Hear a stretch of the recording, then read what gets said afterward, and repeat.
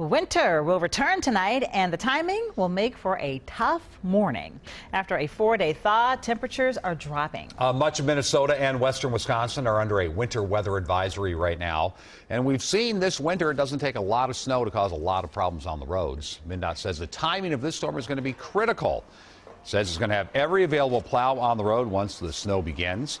MnDOT is urging people to take extra time and give plows space to do their job. Our Molly Rosenblatt standing by to show us how cities and counties are getting ready for the storm. But first, Chris Schaefer has a look at what to expect. Hey, Chris. Frank, we've been on a good run. This is our fourth consecutive day now that we've had a high of 32 degrees or warmer.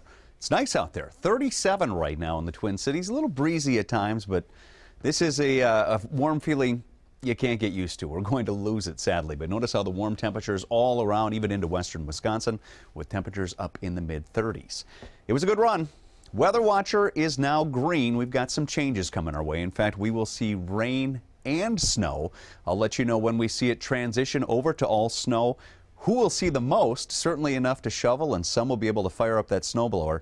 I'll also let you know what this means for your morning and afternoon commutes tomorrow. First of all, let's go to Molly Rosenblatt to see how folks are prepping before the flakes even start to fly. Molly?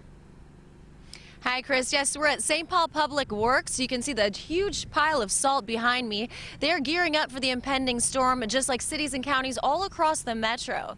Now, earlier today, we caught up with the Anoka County Highway Department, where they have one of the most efficient and effective road clearing operations in the state. Here in Andover, crews are working in full force to get a head start before the storm. And we'll load that into our truck. And we have 3 tanker trucks, and so before the storm even hits, we'll go out and we'll spray the road with this chemical so that when the snow does come down, it doesn't stick. It's easier for us to scrape off. We already have chemical on the road, so the snow's melting as it hits. Doug Fisher runs the show here. His drivers will work 12-hour shifts or longer. So we have that round-the-clock, 24-hour. We have trucks on the road, drivers doing their job 24/7 as long as the snow event lasts. And when it comes to de-icing the roads, they've got it boiled down to a science. So we'll take 80% of the sodium chloride solution, the salt brine, and mix it with 20% of that other chemical that helps the salt work at those lower temperatures. Regular sodium chloride only works at temperatures as low as 15 degrees. By mixing calcium chloride, they can still melt ice at temperatures as low as 0. Fisher says they also add blue dye, which not only keeps the salt from clumping, but also helps drivers see it coming off the spinner. It is very unsafe out there. It is hard to see at times, especially in light snow conditions when the snow is blowing over top of the plow in front of the truck. Now, we've all heard it before, but Fisher wants to emphasize the most dangerous thing drivers can do is try to pass a plow. You can see that we have a wing plow off the side of the truck.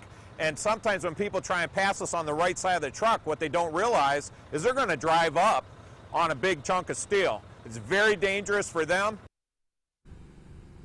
The bottom line is don't try to pass the truck even if the blade isn't out. If you absolutely have to be on the road, give yourself plenty of time and be patient. Stay behind the plow because that is the safest place to be. Frank, back to you. Molly, thank you. We'll have much more for you on the timing of this snowstorm throughout this newscast, throughout the course of the evening and tomorrow morning. And, of course, always check our Facebook page for the very latest of Chris's forecast.